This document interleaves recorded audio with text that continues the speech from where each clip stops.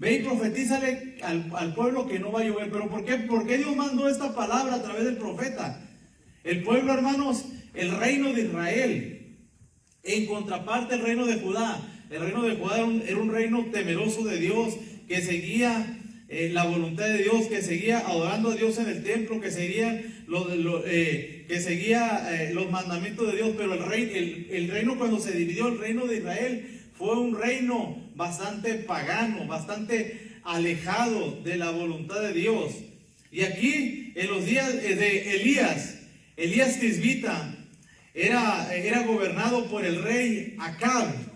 El rey Acab fue más malo que sus antecesores. El papá de Acab fue un rey idólatra, fue un rey que hacía lo malo delante de los ojos de Jehová, pero su hijo Acab fue peor. Generación tras generación de los reyes del reino de Israel se perdían. Ellos hacían en los lugares altos, hacían altares para los Baales, para los dioses paganos, para Moloch, para la diosa Acera. Eran dioses que no glorificaban a Dios, eran dioses paganos falsos, que en realidad lo único que hacían era hacer pecar al pueblo delante de la presencia de Dios, porque estas 10 tribus que pertenecían al reino de Israel también eran hijos de Dios, eran hijos, eran parte de las 12 tribus de Israel. Y Acab se había casado con una mujer que tal vez muchos de ustedes hayan oído hablar de Jezabel. Jezabel era hija del rey de los Sidonios, de los Sidonios, que hoy es el país árabe del Líbano. Y esta mujer había hecho pecar al pueblo de Israel y a su marido, mandándole a construir infinidad de templos paganos al dios Baal. ¿Están conmigo?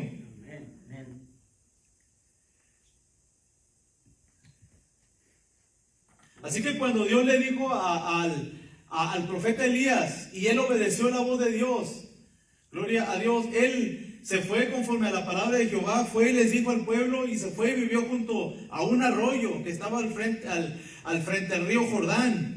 Y ahí en el arroyo venían cuervos y le daban pan de comer, hasta que el arroyo, por causa de la sequía, de que no llovía, se escaseó. No hubo agua.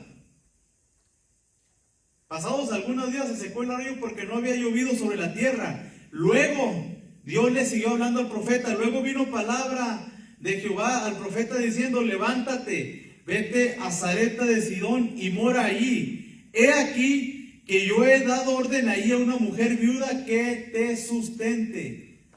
Cuando el profeta de Dios obedece la voz de Dios, Dios siempre, nunca nos deja solos. Dios siempre nos da cobertura, nos da la protección que necesitamos. Nunca te dejaré, nunca te dejaré, siempre te sustentaré con la diestra de mi justicia, dice su palabra. Y aquí el profeta estaba la sequía, se había secado el agua en el arroyo, tenía hambre. Dios le dijo: vete a Sarepta, ahí te vas a encontrar a una mujer viuda. Yo ya le he mandado que te sustente. Dios ya le había hablado a esta mujer viuda. Y las viudas, hermanos, en los tiempos bíblicos eran mujeres que a veces no tenían ni qué comer, sobre todo si no tenían hijos. Si tenían hijas, las viudas eran mujeres que andaban mendigando. ¿Por qué? Porque los hijos, los varones, eran los encargados de hacerse cargo de las viudas. Entonces él se levantó y se fue a Sarepta. Y cuando llegó a la puerta de la ciudad, he aquí una mujer viuda que estaba ahí recogiendo leña. Y él le llamó y le dijo: te ruego que me traigas un poco de agua en un vaso para que beba. Y yendo ella para traérsela, él la volvió a llamar y le dijo: te ruego que me traigas también un bocado de pan en tu mano. El primer punto es obedecer la voz de Dios. El segundo punto es que cuando estamos obedeciendo la voz de Dios, Dios siempre nos respalda. Dios siempre está con nosotros. ¿Por qué nos respalda? Primeramente, ¿cómo respaldó el profeta? Dándole de comer a través de los cuervos que le llevaban pan. Luego lo sustentó y le dio el respaldo divino a través de la viuda. La viuda, esta era una mujer que no tenía literalmente casi ni qué comer. Porque la viuda le dice al profeta: vive Jehová tu Dios, que no tengo pan cocido, solamente un puñado de harina. ¿Y lo que es un puñado de harina? Un puño, una poquita de harina. Un poquito de harina tengo en la tinaja y un poco de aceite en una vasija. Y ahora recogía 2 leños para entrar y prepararlo para mí, para mi hijo, para que lo comamos y nos dejemos morir. O sea, no tengo más que un puñito de harina, voy a hacer un pan, que era como una tortilla, lo comemos y después no hay que comer y vamos a morir. Pero el profeta de Dios estaba en su casa. Cuando Dios está en nuestras vidas, cuando Dios manda a su siervo, cuando Dios manda su presencia, siempre hay respaldo de Dios y siempre hay provisión. Elías le dijo: no tengas temor, ve, haz como has dicho, pero hazme a mí primero de ella una pequeña torta cocida debajo de la ceniza y tráemela, y después harás para ti y para tu hijo. Porque Jehová Dios de Israel ha dicho así, le dijo el profeta a la mujer: la harina de la tinaja no escaseará, ni el aceite de la vasija disminuirá hasta el día en que Jehová haga llover sobre la faz de la tierra. Aleluya. El profeta había dicho: no va a llover por mucho tiempo. Y lo manda con esta viuda que se estaba muriendo de hambre también. Igual que la gente igual que las personas de esta época no tenían que comer. Pero Dios, que es bueno en misericordia y grande en misericordia, le dijo: ¿sabes qué? Le dijo el profeta a la viuda: la harina y el aceite no se va a escasear hasta que vuelva a llover. Desde que le dijo esta palabra hasta que volvió a llover, ¿saben cuánto tiempo pasó? Pasaron 3 años. 3 años en lo que la mujer iba a la vasija, sacaba harina, iba a la otra vasija y sacaba aceite. 3 años. 3 años en los que Dios la sustentó a ella y a él y al hijo de esta mujer. Amén. Después de estas cosas, pasaron muchas cosas en estos 3 años, pero antes de que terminara la sequía, Dios, respaldando al profeta, pasó algo tremendo con el hijo de la viuda. Como les dije, los hijos eran los encargados de sacar adelante o de mantener a su mamá, a las mujeres viudas. Su hijo enfermó y su hijo murió. ¿Y qué pasó aquí? Dijo, que ya me imagino a la viuda, pero ¿qué pasó? Si Dios está con nosotros, Dios nos está proveyendo comida, mandó al profeta, nos dio su misericordia, ¿y por qué mi hijo se murió? Y ella le dijo a Elías: ¿qué tengo yo contigo, varón de Dios? ¿Has venido a mí para traer a memoria mis pecados, mis iniquidades, y para hacer morir a mi hijo?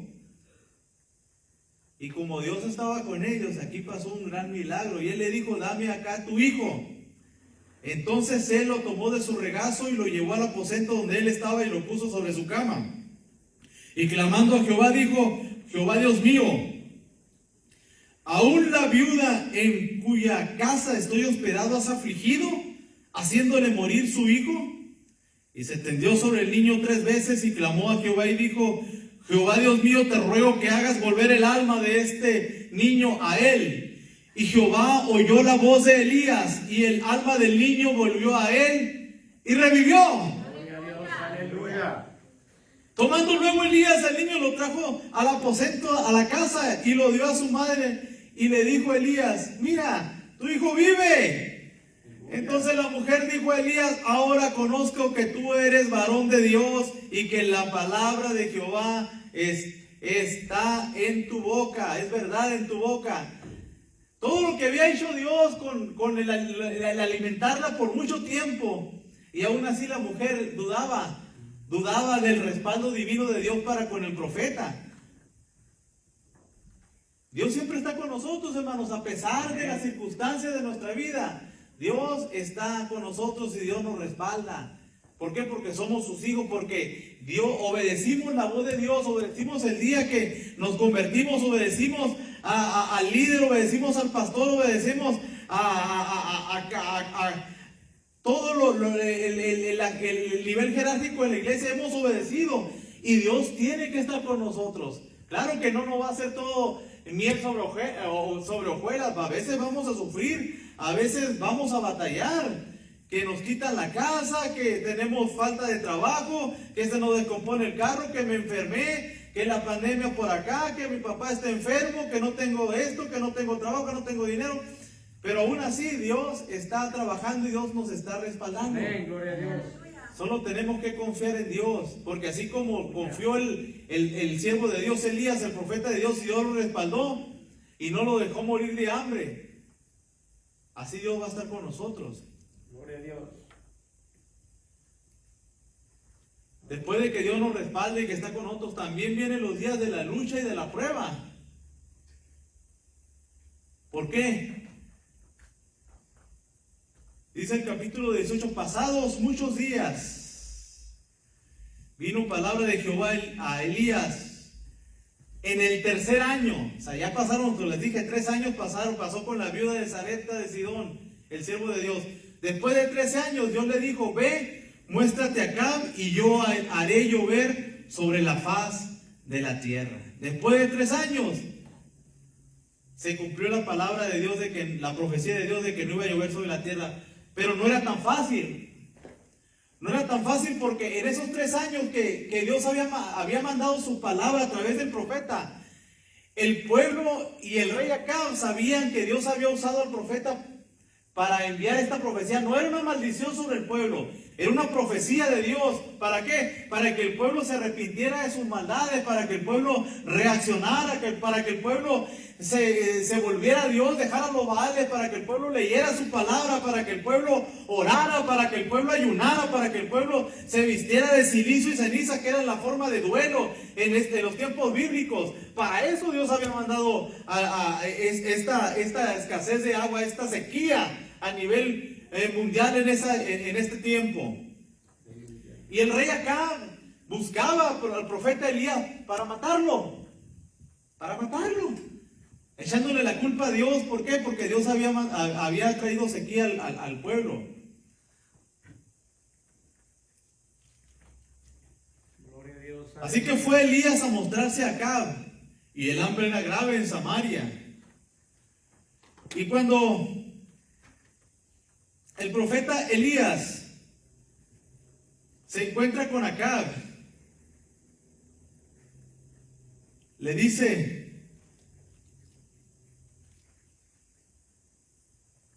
cuando Acab vio a Elías, le dijo, ¿eres tú el que turbas a Israel? Y él le respondió, yo no he turbado a Israel, sino tú y la casa de tu padre, dejando los mandamientos de Jehová y siguiendo a los Baales. Elías Acab le dijo, ¿tú eres el que turbas a Israel? Elías le dijo, no, eres tú, por dejar los mandamientos de Jehová y siguiendo a los Baales. Pero aquí viene algo tremendo. Después de la tribulación, en la tribulación y la prueba, antes de orar Elías para que volviera a llover sobre la tierra, Dios tenía que mostrar su poder al pueblo de Israel. Le tenía que mostrar el poder de Dios, que Él era más poderoso que todos los dioses paganos a los cuales adoraba el pueblo en este tiempo. Y Elías le dijo, congrégame a todo Israel, o sea, a todo el pueblo de Israel, las 10 tribus, en el monte Carmelo, y a los 450 profetas de Baal, y a los 400 profetas de Acera. Muchas veces hablamos nada más de los 450 profetas falsos de Baal, pero no solamente eran ellos, eran 450 de Baal y 400 de Acera. Eran 850 profetas falsos de estos dos dioses, del dios Baal y de la diosa Acera. Entonces Acab convocó a todos los hijos de Israel en el monte Carmelo.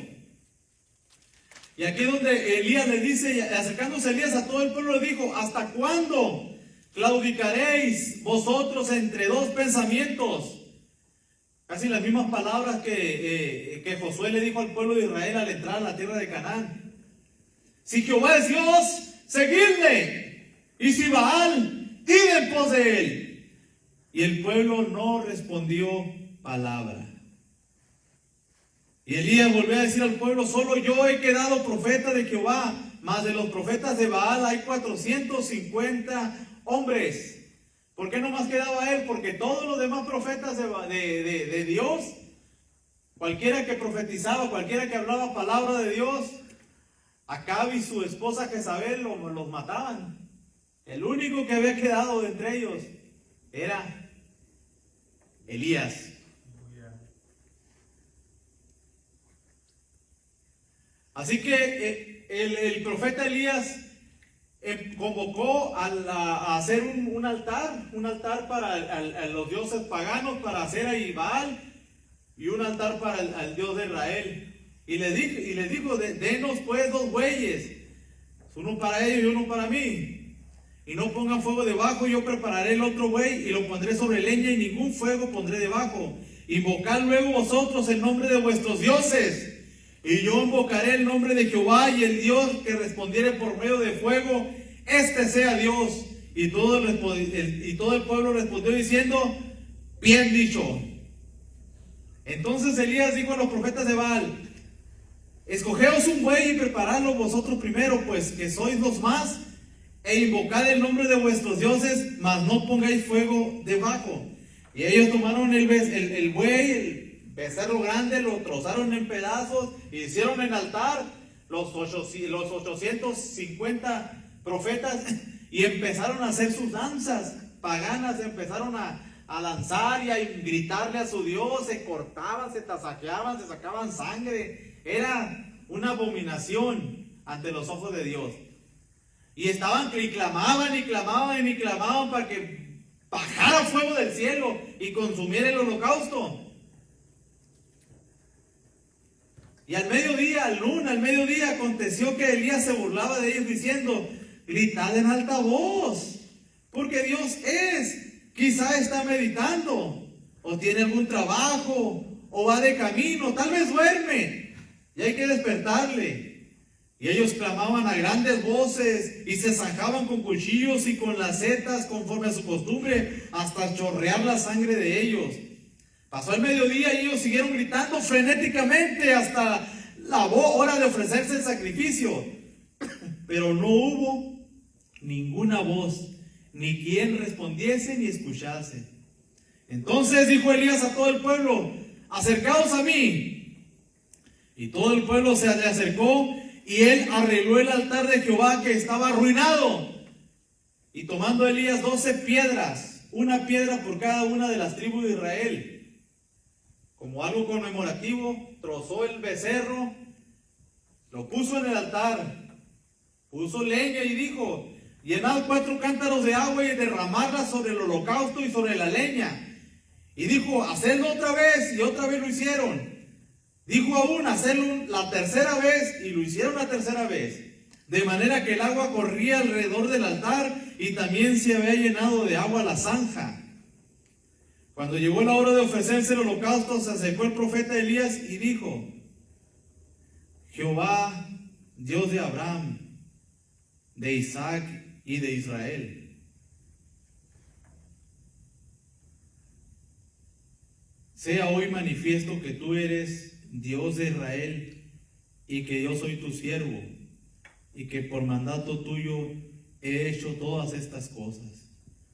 Respóndeme, Jehová, respóndeme, para que conozca este pueblo que tú, oh Jehová, eres el Dios, y que tú vuelvas a ti el corazón de ellos. Una oración simple. Yo a veces he estado batallando con ciertas circunstancias. En una ocasión mi esposa estaba enferma, tenía una enfermedad, y los doctores no le hallaban, no sabíamos qué era. Y un día en la mañana, antes de irme a trabajar, recuerdo que me estacioné, llegué al lugar donde iba a trabajar, me estacioné y le dije a Dios, hice una oración tan simple y tan sencilla. Señor, le dije, ya, ya estoy estresado, estoy hasta la coronilla de lo que tiene mi esposa, no sabemos qué tiene. Los doctores no saben bien. Te pido en tu nombre que la sanes y que se acabe todo esto. Así lo hice. Cerré mi carro, me fui a trabajar. En la tarde tomé mi carro, fui a mi casa. Cuando llegué a mi casa, mi esposa me recibió muy contenta y me dijo: ¿sabes qué? Ya no tengo nada. Estoy sana, me siento bien. Y como aquí, ¿cómo que pasó? No, en la mañana, como a las 7 de la mañana, sentí que todo había parado, que todo se había acabado, que estaba sana. Gloria a Dios, Y yo me aleluya. quedé, bueno, Señor, era una oración tan simple, pero tú la contestaste. Ese era el momento en el que Dios estaba presto y que mi corazón estaba dispuesto a orarle a Dios. Una oración simple. Y Dios la contestó. Aleluya, gloria a Dios. Y aquí el profeta simplemente le está diciendo: respóndeme, Jehová, respóndeme, para que conozca este pueblo que tú, oh Jehová, eres Dios y que tú vuelves a Él el corazón de ellos. Después de ver esta simple oración de unas cuantas palabras, dice la palabra de Dios que cayó fuego de Jehová y consumió el holocausto, la leña, las piedras y el polvo, y aún lamió el agua que estaba en la zanja. O sea, destruyó todo, hasta las piedras las hizo polvo, hasta el agua la lamió, quedó con el fuego, el agua se evaporó, se acabó todo destruyó. Gloria a Dios. Y viéndolo todo el pueblo se postraron y dijeron: Jehová es el Dios, Jehová es el Dios. Aleluya. Entonces Elías les dijo: poned a los profetas de Baal para que no escape ninguno, prended. Y ellos los prendieron y los llevó Elías a un arroyo y ahí los degolló. Aleluya. Hermanos, después de la tribulación y de la prueba viene la victoria.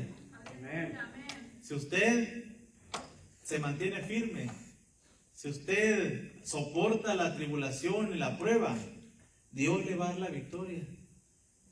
Pero en el tiempo de Dios, conforme a la voluntad de Dios. Aquí Dios mandó al profeta Elías, ¿para qué? Para que congregara a todo el pueblo, para que el pueblo se diera cuenta quién es el verdadero Dios. Amén. Aleluya. Muchas veces estamos nosotros batallando con esto y con aquello, pero si confiamos en Dios, Dios nos va a dar la victoria y Dios nos va a respaldar una y otra vez. Si estamos haciendo la voluntad de Dios, si estamos obedeciendo la voz de Dios, si estamos en el respaldo de Dios, si estamos haciendo lo que Dios nos mandó a hacer, Dios siempre nos va a respaldar.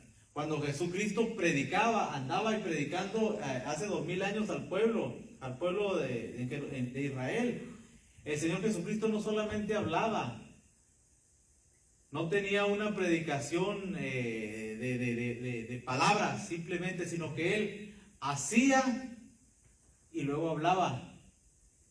Si queremos que Dios llene esta congregación, si queremos que Dios respalde nuestro ministerio, tenemos que hacer la voluntad de Dios, pero tenemos que ver los milagros, tenemos que orar por los enfermos y que sanen, tenemos que orar por las almas para que conozcan a Dios y se sanen. Yo he orado por 10 años, he orado por 5 años por personas y en el tiempo de Dios se convierte, pero tiene que haber señales que respalden nuestra palabra. No solamente podemos querer buscar ministerios o querer buscar las almas simplemente con decirle, pues, acepta a Dios, Dios te ama, Dios te quiere. No, la gente tiene necesidades, la gente ocupa no solamente de Dios, sino ocupa de mi ayuda, no solamente espiritual, sino puede ser de amistad, puede ser de consejería, puede ser económica. No solamente puedo decirle a mi amigo, a mi hermano: ¿sabes qué? Pues estás pasando por esta prueba, Dios te bendiga, voy a orar por ti, aunque tenga la capacidad de ayudar económicamente o de alguna otra forma. Simplemente decirle: voy a orar por ti para que Dios te bendiga. No, hermano, tenemos que hacer y después hablar. Así el profeta hacía la voluntad de Dios. Estuvo resurrección de muertos, ayudó a la viuda, se encontró en este paradigma entre los dioses paganos y el río de Israel. Y me imagino que Dios le debe haber dicho, ¿sabes qué? Vete al Monte Carmelo, congrégame a todo el pueblo de Israel. ¿Para qué? Para que demostrarles al pueblo que yo soy Dios. Amén. Y no los Baales. Aleluya. Amén. Amén. Este es el ministerio del profeta Elías. Después pasan más cosas en su vida, pero es lo único que quería hablarles de cómo el profeta Elías Dios lo usó.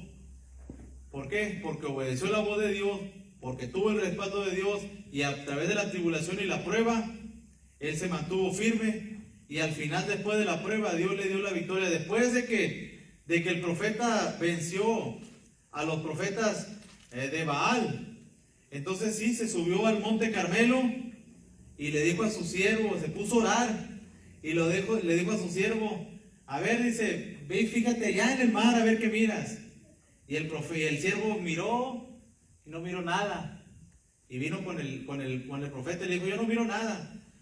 7 veces se puso a orar Elías. A la 7ª vez le dijo, ve y fíjate a ver qué miras.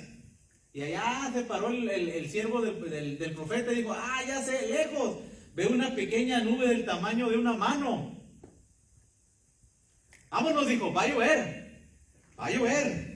Se bajó del Monte Carmelo y va y le dice al rey Cacao, ¿sabes qué? Agarra tu carro y vete a tu casa porque no vas a alcanzar allá porque se va a venir una grande tormenta. Y después de que Elías oró, a la 7ª vez, aconteció que estando esto, que los cielos se oscurecieron con nubes y viento. No había llovido por 3 años. Por 3 años la gente no había visto una gota de agua del cielo. Y aconteció que estando esto, que los cielos se oscurecieron con nubes y viento, y hubo una gran lluvia, y subió Acab y vino a Jezabel, y la mano de Jehová estuvo sobre Elías, el cual ciñó sus lomos y corrió de delante de Acab hasta llegar a Jezreel. Después de eso vino la lluvia, vino la bendición de Dios. Dios contestó la oración de su siervo y volvió la lluvia. Y de ahí en adelante sigue la historia de Elías, sigue batallando con Acab y su esposa. Pero eso va a ser para la siguiente vez. Pónganse de pie, hermanos.